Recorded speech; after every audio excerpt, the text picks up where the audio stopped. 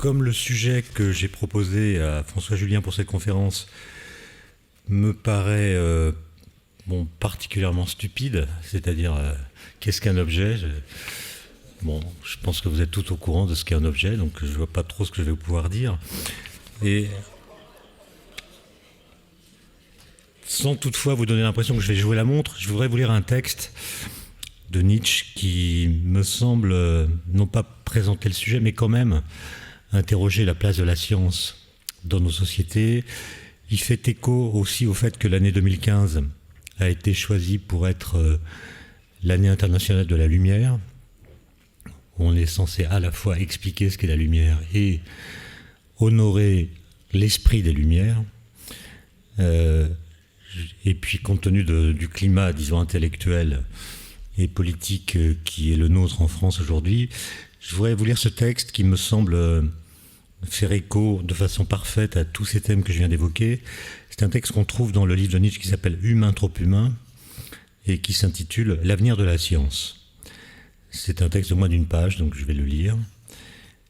Voilà ce qu'écrit Nietzsche. « La science donne beaucoup de satisfaction à celui qui y consacre son travail et ses recherches, mais elle en donne très peu à celui qui ne se contente d'en apprendre les résultats. » Donc la science intéresse les chercheurs, pas les étudiants.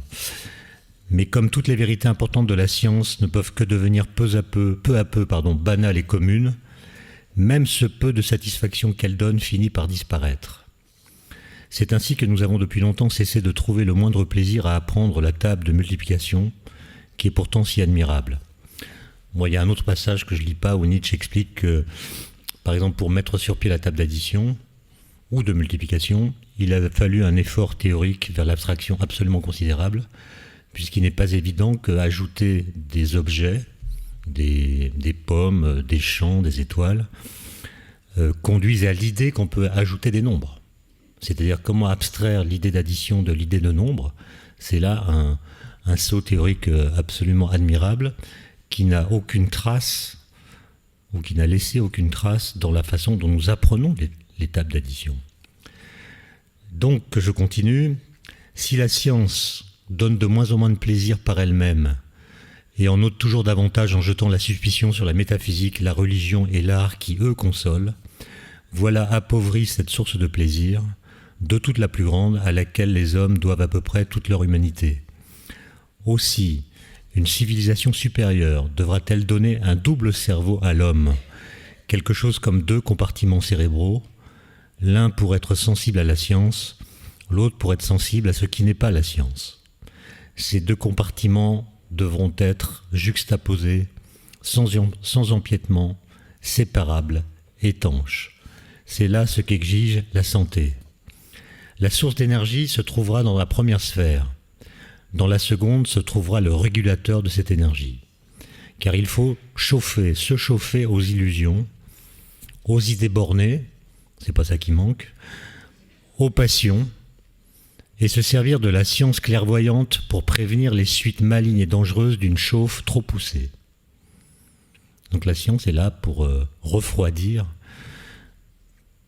les passions, ou ce qui est provoqué par la passion.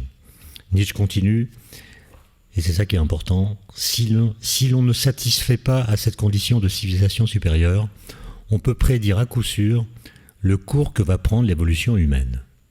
Le goût du vrai va disparaître au fur et à mesure qu'il garantira moins de plaisir. L'illusion, l'erreur, la chimère vont reconquérir pas à pas, parce qu'ils s'y attachent du plaisir, le terrain qu'elles tenaient autrefois. La ruine des sciences, la rechute dans la barbarie en seront la conséquence immédiate. L'humanité devra se remettre à tisser sa toile après l'avoir, telle Pénélope, défaite pendant la nuit. Mais, et c'est la question que pose Nietzsche, qui nous garantit qu'elle en retrouvera toujours la force ? Fin de citation. Moi, je pense que tout est dit, mais on va quand même discuter du reste. Et donc, aborder cette question de l'objet que je vais traiter en partant, non pas de la philosophie, parce que je suis incompétent, mais en partant d'une révolution à propos des objets qu'a été la physique quantique, qui est apparue, comme vous le savez, initialement au tout début du XXe siècle, mais qui s'est en fait formalisée dans les années 20 jusqu'aux années 30, jusqu'à aboutir à une théorie qui est encore utilisée, même si elle a subi des évolutions presque de détail, si on peut dire, du fait des découvertes qui ont été faites par la suite. Alors souvent, cette révolution quantique, est présentée comme une évolution conceptuelle, et non pas comme une évolution ontologique qui aurait changé notre façon de penser les objets. Et le point de vue que je vais tenter de défendre, c'est qu'en réalité, cette révolution, c'est les deux à la fois. C'est-à-dire, c'est une révolution ontologique et c'est une révolution conceptuelle. Alors pourquoi est-ce que c'est une révolution ontologique ? C'est parce qu'elle exprime, par son formalisme même, que les objets classiques, c'est-à-dire les objets que la physique classique reconnaît comme existants, en fait, n'existent pas. Les objets classiques n'existent pas. Et les objets quantiques qui, eux, existent, sont d'autres sortes d'objets que les objets classiques. Donc les objets qui existent sont quantiques et donc non classiques. Ce ne sont même pas des combinaisons d'objets classiques, contrairement à ce que laisse pourtant entendre la vieille idée de dualité en corpuscule, qui laisserait entendre que les objets quantiques sont un mélange, une association, un collage entre ces deux entités classiques que sont l'onde et le corpuscule. Ça, c'est la première chose. La deuxième chose, c'est que c'est une révolution conceptuelle, d'une part par le formalisme très mathématique qu'elle propose, qui se déploie dans des espaces vectoriels qui n'ont rien à voir avec l'espace physique dans lequel ont lieu les expériences. Donc il y a une sorte d'émancipation par rapport au réel empirique, mais c'est aussi une révolution qu'on pourrait qualifier de relationnelle, et je terminerai mon exposé en donnant plus de détails, au sens où elle révolutionne notre façon de penser la composition entre les objets. Et d'ailleurs, la physique quantique, c'est essentiellement ça, c'est une révolution dans la façon de penser la composition entre les objets. Elle vient notamment interroger la signification de l'addition. C'est pour ça que j'ai cité Nietzsche. 1 plus 1, quand on en reste au nombre, évidemment, c'est toujours égal à 2, mais un objet plus un objet, est-ce que cela fait toujours 2 objets ? Et ce que montre la physique quantique, c'est que non. Un objet plus un objet, ça peut faire autre chose que 2 objets. Bon. Alors, pour aller un peu plus dans ce sens, parce qu'on pourrait en fait aller très loin, mais on pourrait même dire que la révolution quantique, c'est une révolution relationnelle encore dans un autre sens, qui est que dans sa version, disons, moderne, ce qu'on appelle les théories de jauge en physique quantique, qui permettent de décrire les interactions fondamentales, enfin toutes celles qui jouent au niveau des particules, à l'exception de la gravitation qui est décrite, comme vous le savez, par la relativité générale, qui n'est pas une théorie quantique, mais les 3 autres interactions, électromagnétique et nucléaire, sont toutes décrites en physique quantique comme procédant, lorsqu'elles agissent entre 2 particules, de l'échange d'une 3e particule qui est caractéristique de l'interaction. Autrement dit, dans les théories de jauge qui sont quantiques, une interaction entre 2 particules se fait par l'échange entre ces 2 particules, d'autres particules qui sont caractéristiques de l'interaction. Et donc, si on veut pousser le bouchon très loin, on dira que, en physique quantique, la relation entre les objets, l'interaction, est encore une affaire d'objets, puisqu'elle se fait par la transmission de particules qu'on appelle virtuelles. En l'occurrence, c'est donc le photon pour l'électromagnétisme, c'est les bosons intermédiaires pour l'interaction faible, ce sont les gluons pour l'interaction forte, peu importe les détails. L'idée importante, c'est que la médiation entre les objets, les interactions qu'ils ont, sont médiées par des objets. Ça a d'ailleurs posé toutes sortes de problèmes d'interprétation et même de cohérence de la théorie dans les années 60. Puisque, comme vous le savez sans doute, on s'est rendu compte que si on décrit les interactions de cette façon-là, grâce donc à ces théories de jauge qui associent des groupes de symétrie aux interactions, on tombe assez rapidement sur une contradiction avec les mesures qui vient de ce que ces théories de jauge prédisent que les particules qui médiatisent les forces, les interactions, doivent avoir, si les équations sont correctes, une masse strictement nulle. Et même par contagion, cette nullité de la masse des particules qui médiatisent les interactions doit se transférer aux particules qui subissent les interactions, à condition évidemment qu'elles soient élémentaires et non pas composites. Et donc ces théories de jauge, qui disent que les interactions entre objets sont médiatisées par des objets, prédisent que tous les objets élémentaires doivent avoir une masse nulle. Ce qui n'est pas le cas. Évidemment, il y a des particules qui ont des masses nulles, le photon par exemple, mais la plupart des autres sont des particules massives, sont des particules de matière, elles ont une masse qu'on peut mesurer qui est non nulle. Pensez à l'électron, pensez au quark, pensez à ce que vous voulez, ces objets sont massifs. D'ailleurs, ça pose une question en amont encore plus fondamentale, c'est que nous sommes habitués à penser, de façon presque automatique, c'est une idée innée, que les notions de masse et de matière sont solidaires, et même liées l'une à l'autre de façon presque intrinsèque. Nous avons du mal à imaginer ce que serait un objet matériel qui n'aurait pas de masse, particules de matière sans masse, on a du mal à penser ce que ça peut être. Et réciproquement, on a du mal à penser l'idée de masse sans l'incarner en objet matériel. Et donc, dès qu'on pense à matière, on pense à masse, et dès qu'on pense à masse, on pense à matière. Et cette question-là a été rediscutée, si tant est qu'elle n'ait jamais été auparavant, dans les années 60, à cause de la contradiction que je viens de citer, puisque les physiciens ont constaté que la théorie prédisait des particules de masse nulle et que toutes les particules même devaient avoir une masse nulle. La plupart des physiciens ont réagi à ce constat en disant qu'il fallait changer la théorie, puisque si la théorie est contredite par les faits, c'est que les faits ont raison et la théorie a tort, donc il faut la changer. Mais quelques physiciens, très peu nombreux, 3 en fait, jeunes, ont donné raison aux équations, et on dit, les équations ont raison, les particules élémentaires, qui sont des objets matériels, ont effectivement une masse nulle. Mais nous, physiciens, depuis longtemps, depuis Newton, nous nous trompons sur la signification du concept de masse.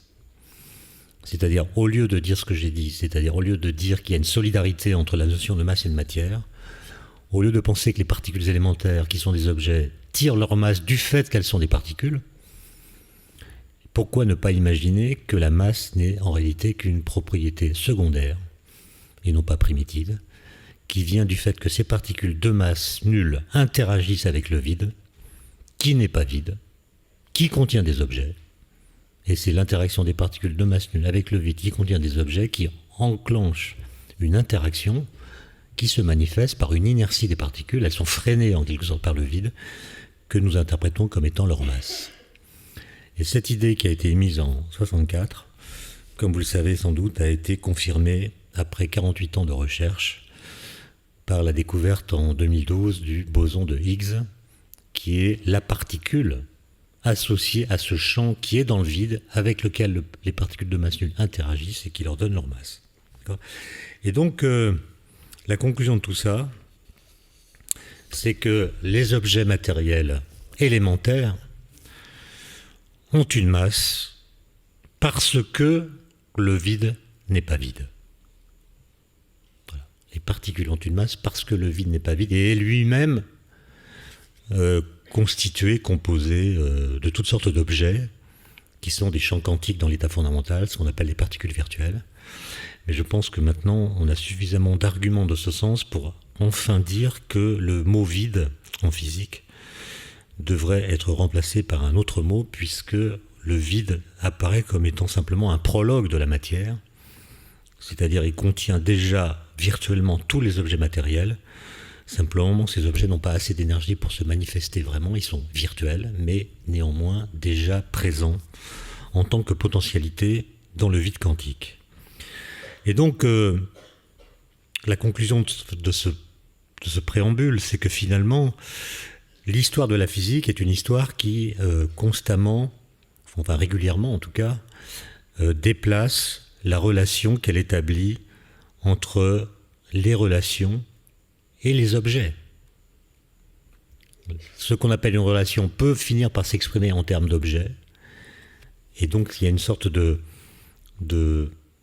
tension dialectique qui relie la notion d'objet à la notion de relation.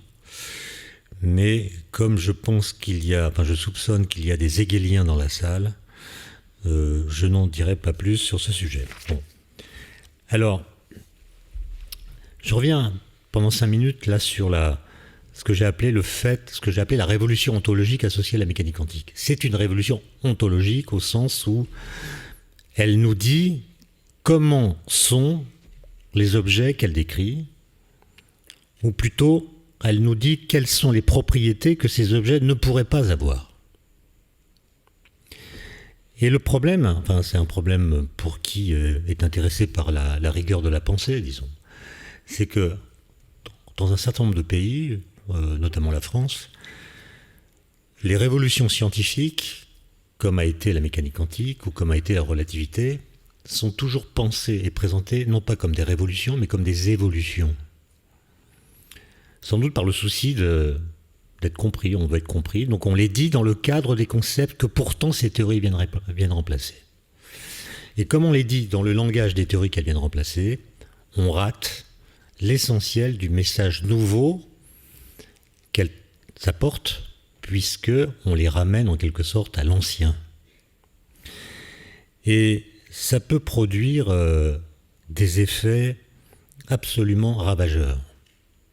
Je vais vous donner un exemple qui est facile à confirmer, puisque quand on lit aujourd'hui, en 2015, les livres de philosophie de terminale, dans lesquels on trouve un petit passage sur la physique quantique en général, qui se résume en fait à détailler les implications du principe dit d'incertitude de Heisenberg. Et dans tous ces livres, des manuels scolaires, mais aussi dans beaucoup d'autres, on trouve toujours la même phrase, qui est celle-ci.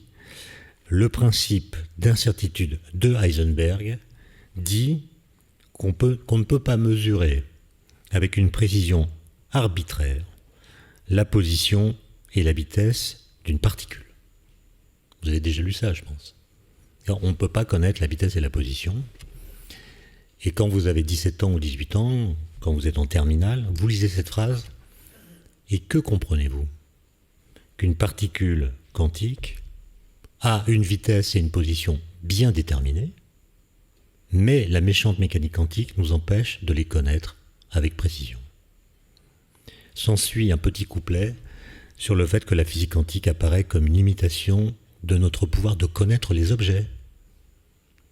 Les objets ont des propriétés que nous ne pouvons pas connaître simultanément, donc le réel est flou, en partie inaccessible, et la leçon philosophique numéro 1 qu'on doit tirer de l'efficacité de la mécanique quantique est qu'elle limite notre pouvoir de connaissance.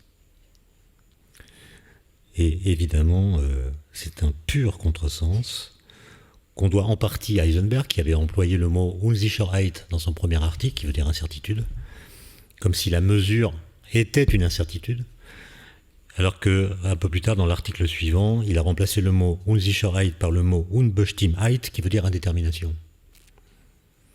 Et ce que dit en fait la mécanique quantique, ça n'est pas que les objets quantiques ont des propriétés qui nous sont inconnaissables, ou qui sont moins connaissables qu'en physique classique. Ce qu'elle nous dit, c'est que les particules quantiques n'ont pas ces propriétés. Et donc si on ne peut pas les déterminer par la mesure, c'est non pas parce qu'elles sont inconnaissables, mais parce qu'elles n'existent pas. C'est-à-dire qu'une particule quantique n'est jamais, absolument jamais, un corpuscule, au sens de la physique classique, c'est-à-dire un objet ponctuel qui aurait une vitesse et une position bien déterminées. Et le principe d'indétermination de Heisenberg nous dit simplement que les objets classiques n'existent pas. Dire qu'ils n'existent pas, c'est pas du tout le même message, vous en conviendrez, que de dire que leurs propriétés nous sont mal connues. C'est pas du tout le même message. C'est une révolution ontologique qui change la nature des objets faisant partie du mobilier ontologique de cette théorie. Et je m'étonne personnellement, mais il y a peut-être des explications qui m'échappent, qu'un siècle après, quasiment, cette erreur se soit tellement enquistée dans la culture contemporaine, dans le langage, que on considère presque qu'elle va de soi. Évidemment, si vous mesurez la vitesse d'une particule, vous allez trouver quelque chose. Vous pouvez mesurer une vitesse. Mais vous n'avez pas le droit d'inférer causalement, à partir du fait que vous l'avez mesurée, qu'elle existait avant d'être mesurée. Évidemment, si vous interrogez une particule en lui demandant quelle est ta vitesse, alors que c'est un objet qui est délocalisé dans l'espace et qui n'a pas de vitesse proprement dite, à force d'insister à lui poser cette question, elle va finir par cracher une vitesse. Ce qui va modifier son état quantique. D'accord ? Donc pour elle une opération de mesure, c'est presque une torture qui l'oblige à parler dans le langage sous lequel on l'interroge. Donc elle va cracher un nombre. Ça ne veut pas dire que, avant d'avoir craché ce nombre faisait sens pour elle. Bon. Donc vous voyez que là, il y a un contresens terrible, qui change la façon de penser ce que nous apprend la physique quantique d'essentiel. Et pour ce qui me concerne, et je partage cet avis avec beaucoup de mes collègues, on ne sait plus quoi faire pour changer les manuels. Alors maintenant, j'en viens à une question, disons, plus philosophique à propos des objets, qui est la question de savoir comment nous parvenons à les connaître. Et pour entamer cette discussion, je pense qu'il est utile de rappeler une phrase de Wittgenstein, qui est en fait une évidence, mais quand on la lit, on a quand même un choc, alors même que ce qu'il dit est parfaitement évident. Voici cette phrase. « C'est un coup du sort étrange, dit Wittgenstein. Tous les hommes dont on a ouvert le crâne avaient un cerveau. » Voilà. Et donc, ce constat étant fait et bien posé, la question se pose de déterminer quel rôle joue le cerveau dans notre rapport au monde et quel rôle joue-t-il dans la construction de nos connaissances sur le monde. Le déchiffrage du monde n'étant pas immédiat, on conçoit qu'il nécessite des outils, des instruments, des méthodes. Et la question est, quels sont ces outils, quels sont ces instruments, quelles sont ces méthodes ? Comment parvenons-nous à connaître et comment pouvons-nous savoir ce que nous savons à propos des objets ? Alors pour un physicien, ça sera à propos des particules. Mais on peut poser la question à propos de n'importe quelle sorte d'objet. La connaissance des propriétés des choses, dès lors que nous constatons que nous sommes capables de l'acquérir, devient manifestement un problème, une énigme, en tout cas si l'on veut bien s'attarder à interroger ce qu'elle représente. C'est un problème qui exige des théories précises, sauf à sombrer dans un scepticisme aussi paradoxal qu'indépassable, consistant à penser que la seule connaissance qui soit certaine est qu'aucune connaissance ne serait certaine. Donc si votre idée c'est que la seule connaissance que nous ayons, c'est qu'aucune connaissance n'est certaine, je vous laisse à vos méditations, en signalant quand même le côté paradoxal de la phrase, puisque si toute connaissance est incertaine, celle qui dit que la seule qui soit certaine, c'est celle-ci, est elle-même incertaine. D'accord ? Si tout est relatif, il est relatif que tout est relatif, et donc c'est pas vrai. Okay ? Bon, donc on passe à l'étape suivante, en réfutant ce scepticisme radical, et en reconnaissant que pour qu'une théorie de la connaissance soit envisageable, il faut au moins et d'abord que soit clairement distingué le sujet qui connaît et l'objet à connaître. Il y a donc à la base de tout cela une expérience cognitive minimale qui est requise, une expérience cruciale au terme de laquelle le sujet éprouve, d'une manière ou d'une autre, le sentiment qu'il existe une résistance de l'objet, ce qu'on pourrait appeler une récalcitrance de l'objet, et le sujet comprend que l'objet n'est pas lui. Cet objet-là, ce verre par exemple, ou cette bouteille, a des propriétés qu'il possède en lui-même et qui ne sont pas moi. Ça veut dire que cet objet n'est pas dans le prolongement de moi, il ne m'appartient pas, il a son autonomie, il a une espèce d'indépendance par rapport au sujet, et l'expérience cognitive minimale dont je parle est celle par laquelle on fait l'expérience d'une séparation qui met d'un côté la réalité et de l'autre ce que j'en perçois ou crois en comprendre. Alors, je sais qu'il y a des hegeliens dans la salle, donc j'hésite à citer Hegel, mais je me lance quand même. Dans le premier chapitre de la phénoménologie de l'esprit, Hegel parle exactement de ça. Il dit la conscience s'éprouve d'abord dans ce qu'on appelle la certitude sensible. Qu'est-ce que la certitude sensible ? C'est la conviction, dit Hegel, que les sens ne nous trompent pas. Et puis tout d'un coup, cette conscience qui a le sentiment que les sens ne nous trompent pas en vient à désespérer d'elle-même en découvrant l'extrême précarité de son savoir, et elle finit par se résoudre à la nécessité d'une réflexion théorique sur son pouvoir de connaître. Donc on fait confiance à nos sens, et puis tout d'un coup, on se rend compte, Descartes et d'autres, que les sens peuvent parfaitement nous tromper. Et du coup, on se dit, si les sens peuvent me tromper, si la certitude sensible en fait n'est pas une certitude, comment puis-je savoir ce que je sais de l'objet ? L'objet, ce n'est pas moi, il a sa réalité propre, il est autonome, j'ai ma réalité. Comment ma réalité peut-elle connaître la sienne ? Si j'admets une séparation. Pour le dire encore une fois avec les mots de Hegel, je le cite, « Comment ce qui est en soi peut-il devenir pour moi ? Comment ce qui est en soi peut-il devenir pour moi ?» Telle est en somme la formulation philosophique du problème de la connaissance des objets. Et donc, définie de façon minimale, la connaissance d'un objet est la mise en relation d'un sujet qui veut connaître et d'un objet à connaître. Et cette mise en relation se fait par le truchement d'une structure opératoire.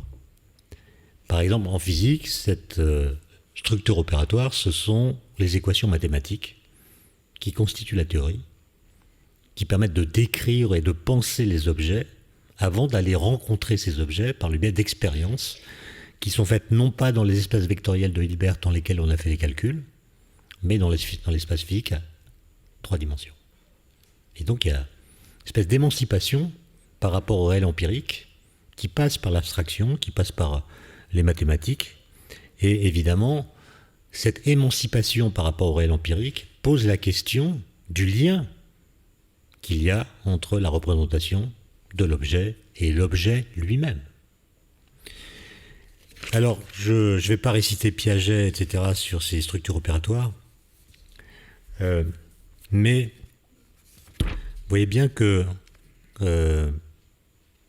les théories de la connaissance, qui essaient d'aller un peu plus loin que ce que j'ai dit, essaient de préciser la nature et l'origine, surtout, des structures opératoires qui créent la médiation entre l'objet et le sujet. Et on peut proposer une sorte de typologie des différentes propositions qui sont faites, et à chacune d'elles, d'ailleurs, correspond une théorie de la connaissance. Par exemple, vous pouvez dire que les structures opératoires qui permettent de connaître l'objet appartiennent intégralement au sujet. Et donc c'est nous, dans notre cerveau, qui avons des structures opératoires qui nous permettent de connaître. Si vous pensez cela, évidemment, vous serez qualifié d'idéaliste. Ces structures opératoires peuvent également, c'est-à-dire un tout autre système, appartenir intégralement à l'objet. Donc l'objet possède ces structures qui me sont renvoyées dans la tête et elles s'imprègnent telles quelles dans mon cerveau qui ne fait qu'en prendre connaissance et en prendre acte. Si vous pensez cela, vous êtes un empiriste. Si vous pensez que les structures en question appartiennent à la fois au sujet et à l'objet, on dira que vous êtes un constructiviste. Si vous pensez que les structures n'appartiennent ni à l'objet ni au sujet, mais à leur relation, vous serez un structuraliste, etc., etc. On peut multiplier les possibilités, mais on peut ainsi définir une manière, disons, assez sommaire et même assez brutale d'appréhender l'espace intermédiaire qu'il y a entre le sujet et l'objet, qui sont mis en présence dans l'acte de connaître. Alors c'est sommaire, c'est brutal, mais ça a quelques avantages. Ça permet par exemple de comprendre comment la logique est devenue, à la suite d'Aristote, la science des structures générales qui s'interposent entre le sujet connaissant et l'objet à connaître.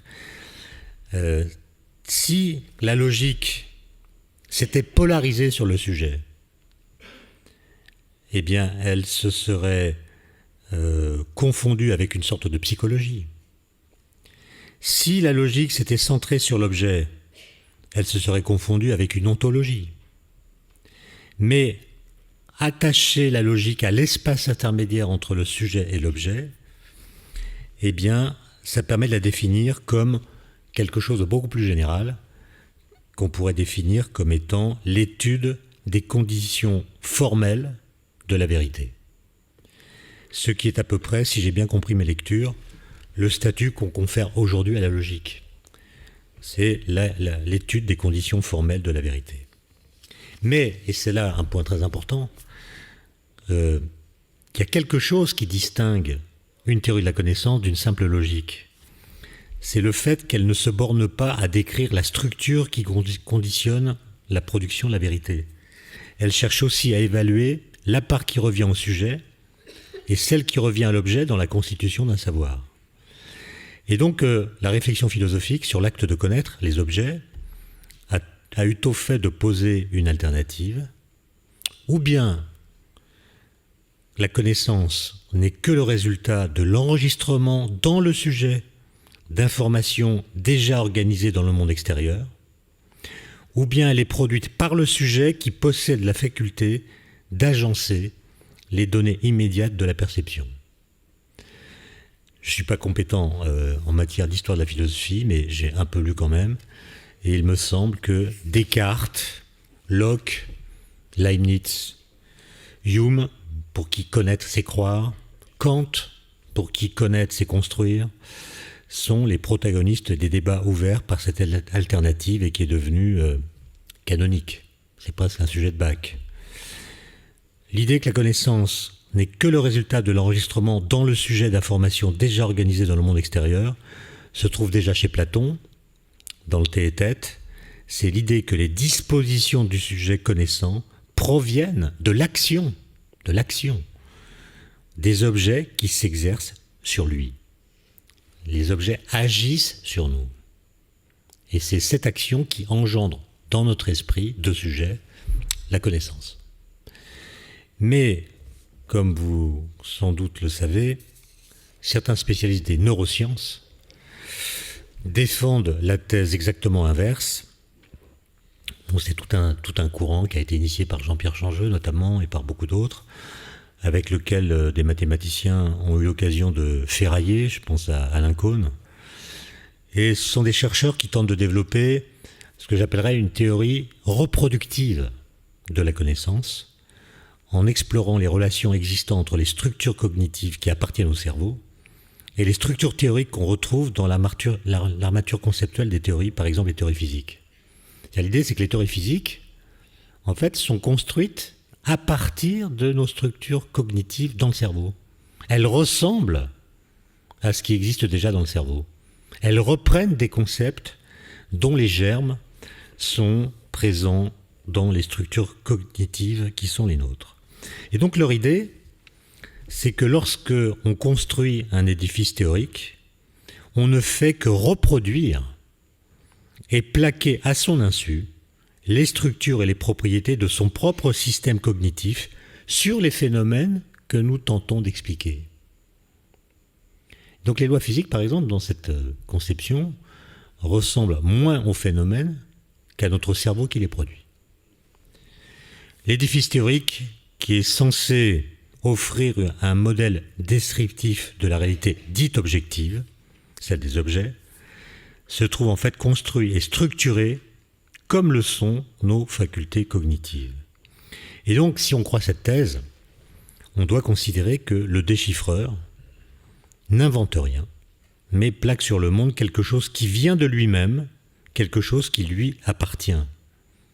Il se coétend, si vous voulez, il s'étend lui-même au monde par le biais de ses facultés cognitives. L'idée, en somme, c'est que le cerveau humain donne sa structure et ses propriétés aux créations de l'esprit humain. Il y a un formatage qui se produit. Et donc, notre connaissance théorique, en fait, est complètement structurée, dessinée, formatée par notre cerveau. Et donc, dans cette perspective, le statut du savoir se retourne, le statut du savoir s'inverse. Au lieu de nous révéler quelque chose du monde, il nous renseigne sur nous-mêmes. Donc la physique quantique nous en apprend moins sur le monde physique que sur notre cerveau qui a construit la physique quantique. Enfin, c'est pas le cerveau de n'importe qui non plus. Il ne faut pas généraliser. Le cerveau des Dirac, Einstein, Planck, Pauli, Schrödinger et compagnie, c'était spécial. Bon. Ça veut dire que dans ce cadre, l'invention théorique devient vectrice d'introspection. D'accord ? C'est-à-dire, ces connaissances nous ramènent perpétuellement au sujet dont on ne peut jamais se défaire. C'est un peu comme le sparadrap du capitaine Haddock, il essaie de l'enlever, mais à chaque fois il revient. Ben là, c'est pareil. On est condamné à n'utiliser que des choses, que des concepts, que des idées qui sont homomorphes à ce que notre cerveau a été capable d'engendrer. Alors évidemment, cette thèse, elle est contestée violemment. Elle l'a été par Alain Cohn, notamment dans le livre Matière à penser qu'il a écrit en dialogue avec Jean-Pierre Changeux, mais elle l'avait été aussi par anticipation par Einstein. Einstein a une position qui est aux antipodes de celle que défend ce courant de pensée. Je le cite, « Selon moi, dit Einstein, les concepts sont librement inventés, et ne peuvent en aucun cas être dérivés des lois de notre activité mentale. » Donc les concepts n'ont rien à voir avec notre pensée. C'est quand même pas la même thèse. Il s'agit toujours, dit-il, d'une invention libre, ce qui sous-entend que la raison peut se comporter de manière non contrainte, ni par les lois de la psychologie, ni par celles du fonctionnement de notre cerveau. C'est Einstein qui parle. C'est presque l'idée qu'on n'a pas besoin de cerveau pour penser. Alors, si vous me demandez ce que je pense de tout cela, mais vous ne me le demandez pas parce que je sais qu'il n'y aura pas de questions, mais je vais quand même y répondre.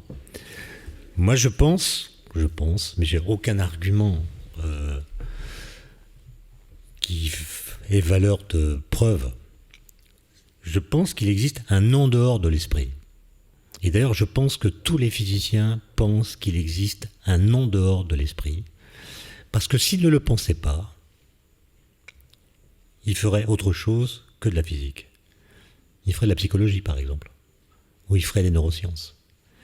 Autrement dit, les physiciens, et Einstein a radicalisé cette idée, mais on peut la nuancer, la physique quantique d'ailleurs oblige à la nuancer, sont des gens qui pensent qu'il existe un réel que la science vise justement à connaître, un réel qui peut dire non.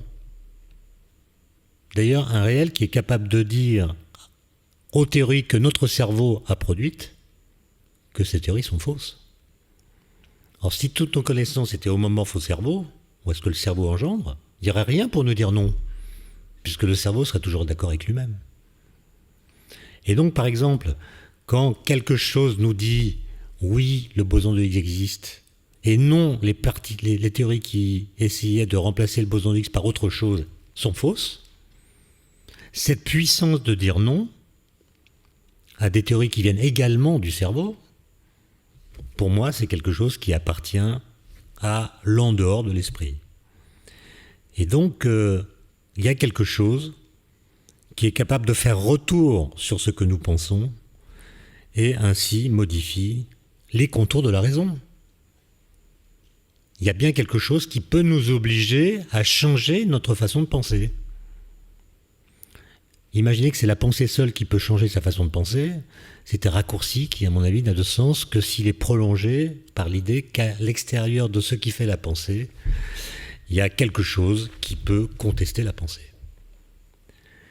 Et donc, je serais partisan, un peu comme Bachelard d'ailleurs, qu'il existe une dialectique entre ce que nous savons du réel et notre façon de penser l'intelligence que nous avons de ce savoir.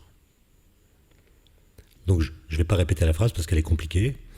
Je préfère lui laisser une sorte de flou artistique qui n'a rien de quantique, mais vous vous débrouillerez avec.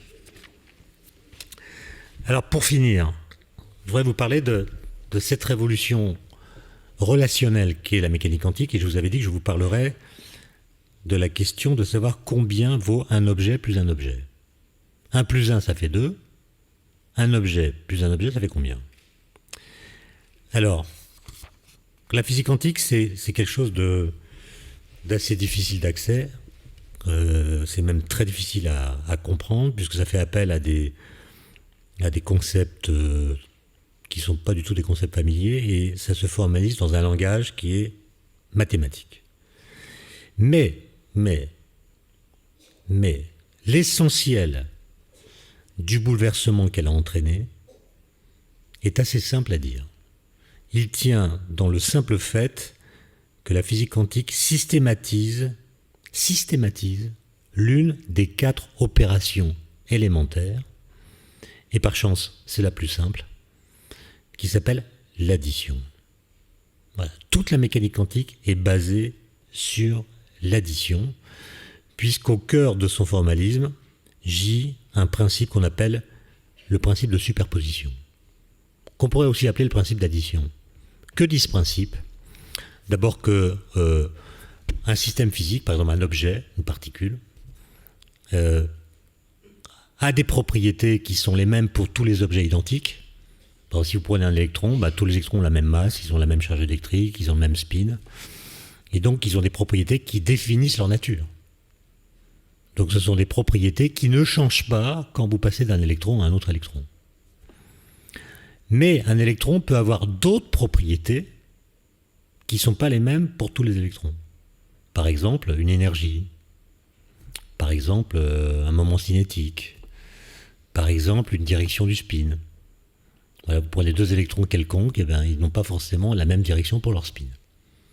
Et donc ces propriétés qui peuvent varier d'un électron à l'autre, c'est ce qu'on appelle l'état de l'électron, l'état physique de l'électron. Préciser son état, c'est dire quelles sont les propriétés qu'il a, lui, et que les autres n'ont pas forcément de la même façon. Tous les électrons ont une énergie, mais n'ont pas tous la même. Donc l'état, c'est ça. Et l'idée de base de la mécanique quantique, c'est que vous allez décrire cet état d'une particule par un vecteur d'état, c'est-à-dire par en fait une grandeur mathématique, que vous appelez A ou B ou C ou ce que vous voulez. Et la seule règle qui s'impose, c'est que si A est un état possible de la particule, si B est un autre état possible de la particule, alors A plus B est encore un état possible de la particule. Voilà. Donc vous avez le droit d'ajouter les états les uns aux autres, parce que si l'un est possible, si un autre est possible, la somme des deux est encore possible. C'est ça qui rend fou, évidemment. D'accord? Parce que cette règle d'addition, on ne la voit jamais autour de nous. Hein.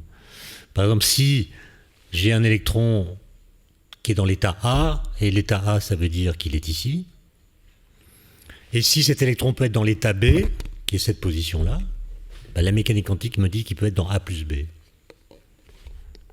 A plus B, alors ça veut dire quoi? Ça ne veut pas dire qu'il est au milieu. D'accord? Ça veut dire en fait qu'il est nulle part. Quand il est dans A plus B, il est nulle part. Simplement, si je fais une mesure de sa position, il y a une chance sur 2 que je le trouve là, et il y a une chance sur deux, je le trouve là. Évidemment, si je le trouve là, je dirais, si je l'ai trouvé là, c'est parce qu'il était là avant. La mesure n'a fait qu'enregistrer une situation qui était déjà installée préalablement. La mesure est une sténographie de la réalité, elle ne fait que décalquer ce qui est. Mais la physique quantique, il vous dit non. Non, avant, il était A plus B. Alors que si je dis qu'avant la mesure, il était déjà dans B, ça veut dire qu'avant, il était B. Non, il n'est pas B, il est A plus B. Ça veut dire que le fait de mesurer sa position a changé son état physique. Avant, c'était A plus B, après, c'est B. Donc la mesure n'est plus une sténographie de la réalité qui dit comment sont les objets. La mesure modifie l'état des objets. C'est ça qui est dingue, c'est ça qui a rendu Einstein fou et qui l'a fait contester la mécanique quantique. Et en l'occurrence, vous avez une situation où, pour revenir à Heisenberg que je citais tout à l'heure, la position de l'électron avant la mesure n'existe pas. L'électron n'a pas de position. Mais si vous lui demandez quelle est sa position, il finit par en cracher une, mais il le fait par hasard. Il y a une chance sur deux, ça soit celle-ci ou celle-là, et le choix est fait strictement par hasard. Il n'y a aucune détermination. C'est du hasard pur. Et ce principe de superposition, j'ai pas le temps de vous le montrer, d'ailleurs c'est assez technique et ça s'exprime uniquement sous forme mathématique, mais à partir de lui, et seulement de lui, vous pourrez reconstruire toute la mécanique quantique. À savoir que les états sont forcément des vecteurs, puisqu'on peut les ajouter, donc ça se passe dans des espaces vectoriels, qui peuvent avoir un nombre infini de dimensions. À partir de lui, en supposant que l'espace est homogène, plutôt en supposant que le temps est homogène et que l'espace est isotrope, vous pouvez retrouver l'équation de Schrödinger, etc. etc. Donc, on l'a compris bien plus tard, mais à partir de lui, on peut reconstruire toute la mécanique quantique. Et ce qu'il y a d'incroyable, c'est que cette superposition oblige à réinterroger la règle de composition. Puisqu'elle oblige à admettre, et ça a été vérifié par l'expérience en 1981, c'est une expérience absolument incroyable, qui a précipité d'ailleurs, tellement on en parlait à l'époque. Oui, à l'époque, c'est les sujets qui faisaient l'actualité, c'était pas les mêmes qu'aujourd'hui. Quand cette expérience a donné ses résultats, l'expérience sur la non-séparabilité quantique, en 81, moi j'avais donc 23 ans, ça a fait la une de tous les journaux pendant des jours et des jours. Et ça a envoyé dans le domaine de la recherche en physique toute une génération de jeunes gens. Tellement c'était fascinant. Le boson de Higgs, qui est encore plus fascinant, n'a pas eu cet effet. Donc il s'est passé quelque chose dans notre rapport à la connaissance en 30 ans, et c'est pour ça que j'ai cité le texte de Nietzsche. Donc, je reviens à mon sujet. Ce que dit et ce qu'a montré cette expérience, c'est que deux objets, deux particules qui ont interagi dans le passé et s'éloignent l'une de l'autre, quelle que soit la distance qui les sépare, en fait, constituent un tout inséparable. Et on n'a pas le droit de dire il y a un objet là, vous avez le droit de dire il y a une paire, et cette paire n'est pas individualisée. Si vous faites une mesure sur une des particules, aussitôt, ça modifie l'état de l'autre, sans que vous puissiez dire qu'une information est passée de la première à la seconde. D'accord ? C'est-à-dire qu'elles constituent un tout, vous ne pouvez pas les isoler, vous ne pouvez pas les penser séparément. C'est ce qu'on appelle la non-séparabilité quantique, et c'est l'expérience qui montre que dans ces cas-là, qui ne sont pas des cas universels, l'espace existe, mais ne joue aucun rôle. Aucun rôle. Même si les deux particules sont distantes de 50 000 années-lumière ou plus, elles sont dans la même situation que si elles étaient à 30 mètres de distance, ou à 50 cm, ou à n'importe quoi. Alors qu'on pourrait penser que plus elles sont éloignées, plus leurs destins individuels sont autonomes l'un par rapport à l'autre. Tout ce qui arrive à l'une devrait être indifférent à l'autre. Mais en fait non, il y a une corrélation très, très forte, beaucoup plus forte que les corrélations classiques, qui fait que ce système est considéré comme non séparable. Et cette découverte oblige évidemment à nous interroger sur la notion même de composition des objets. Et c'est peut-être le seul point de mon exposé où j'ai quelque chose à dire à propos de la question posée dans le titre de la conférence. Bon, il était temps. Et donc, quand est-ce qu'on parle de composition ? On parle de composition quand un système combiné à un autre en donne deux. D'accord ? Mais comment ajoute-t-on deux objets l'un à l'autre ? Comment les choses se composent-elles ? Eh bien, la vérité, c'est que la réponse à cette question est très subtile. Je vais prendre 3 exemples qui n'ont rien à voir avec la mécanique quantique pour montrer déjà que même dans la vie quotidienne, c'est pas simple. Je prends un premier exemple qui est l'étreinte de 2 corps humains. Elle se déroule en un lieu unique, c'est ce que les physiciens appellent une opération locale, mais elle donne parfois naissance à un 3e corps qui est irréductible à la somme mécanique des 2 parents. Un bébé, c'est pas la somme mécanique des 2 parents. Ce fait d'expérience permet de douter d'un résultat que des mathématiciens arrogants présentent comme certain. Selon eux, 1 plus 1 serait égal à 2 sans possibilité d'exception. On voit par là que ce n'est pas vrai. Deuxième exemple, les bananes. Alors, les bananes. De toute évidence, une banane plus une banane, ça fait 2 bananes. D'accord ? Mais c'est à la condition que ces bananes n'aient pas pourri au point de ne plus être reconnaissables en tant que bananes. Autrement dit, ça ne fait 2 bananes que pendant un certain temps. Alors que 1 plus 1 égale 2, c'est vrai tout le temps. Mais une banane plus une banane égale 2 bananes, ça n'est vrai que très provisoirement. Autrement dit, pour qu'il y ait composition, il faut qu'il n'y ait pas décomposition. La préservation de l'identité des composantes, en l'occurrence les bananes, et la possibilité même de les appeler par le même nom qu'auparavant, sont donc 2 conditions importantes pour qu'on puisse dire qu'une banane plus une banane est égale à 2 bananes. D'accord ? Il faut qu'il y ait préservation de l'identité des objets. Okay. 3e exemple. 2 verres de jus d'orange. Je prends 2 verres de jus d'orange, et si on les ajoute l'un à l'autre, le résultat peut varier selon la méthode qu'on emploie pour obtenir leur somme. Mettons le premier verre à côté du second. Je pose les 2 verres l'un à côté de l'autre, ça fait 2 verres de jus d'orange. Mais si nous versons le jus du second verre dans le premier, on dira alors qu'on n'a qu'un seul verre de jus d'orange contenant une quantité de jus d'orange plus grande. Le second verre étant devenu vide, c'est toujours un verre, mais on ne pourra plus dire que c'est un verre de jus d'orange. C'est simplement un verre. Cette appellation, verre de jus d'orange, est désormais limitée au seul grand verre. Celui-ci, bien qu'il corresponde à la somme des 2 verres initiaux, est le seul qu'on puisse continuer d'appeler verre de jus d'orange. On voit par là que 1 plus 1, ça peut faire 1. D'accord ? Et même quand on prend des objets ordinaires, 1 plus 1, ça peut faire 1, c'est le cas qu'on vient de voir. Ça peut faire 2 pour les bananes, pendant un certain temps. Ça peut faire 3, pour le premier exemple que j'ai cité. Et ça peut même faire 2,5 pour les grandes valeurs de 1. 1 plus 1 est égal à 2,5 quand 1 est grand. Personne ne réagit, c'est drôle. Bon. Eh bien, ce que je voulais vous dire, c'est que en physique quantique, il existe des cas qui n'ont rien à voir avec ce que je viens de dire, dans lesquels 1 plus 1 donne autre chose que ce que prévoient les règles d'addition classiques.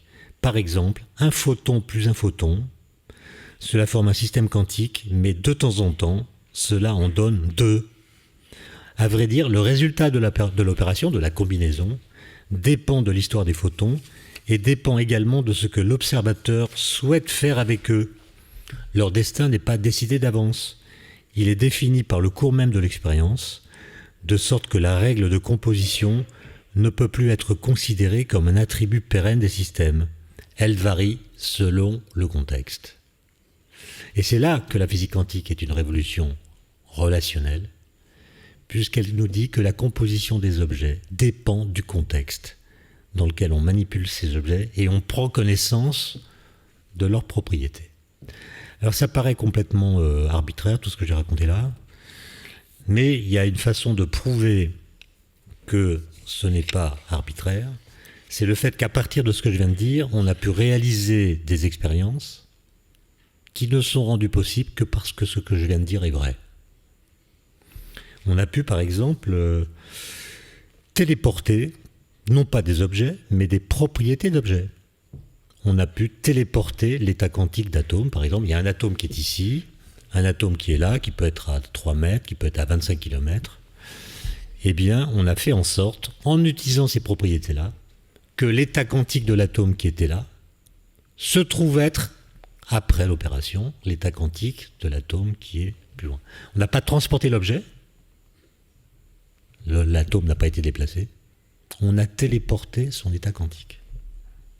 Donc c'est pas Star Trek. Hein. C'est pas Star Trek où on téléporte sa belle-mère. Parce que là, il faut 2 belles-mères. Hein. Et ça n'est pas un fax, c'est pas un fax quantique, c'est pas un clonage. Parce qu'après l'opération, l'autre atome, le deuxième, est dans l'état quantique du premier, mais l'état quantique du premier, lui, a changé. Donc c'est pas un fax qui transmet l'information. L'état quantique du premier a changé, et il a changé d'une façon qu'on ne peut pas prédire avec certitude, puisque c'est cela encore des probabilités qui interviennent avec le hasard. Donc pour revenir à Star Trek, d'abord il faut 2 belles-mères, vous en téléportez une, mais l'autre, elle reste là.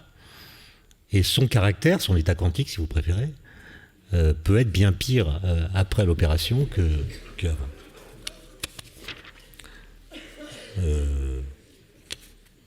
C'est marrant parce que j'étais prudent avec l'idée qu'il y ait des hégéliens dans la salle, mais j'ai pas été prudent avec l'idée qu'il y ait des belles-mères dans la salle. Bon. J'ose espérer qu'il n'y a pas de belle-mère hégélienne, quoi, c'est tout. Voilà. Bon, bah voilà, c'est tout. Merci pour votre attention.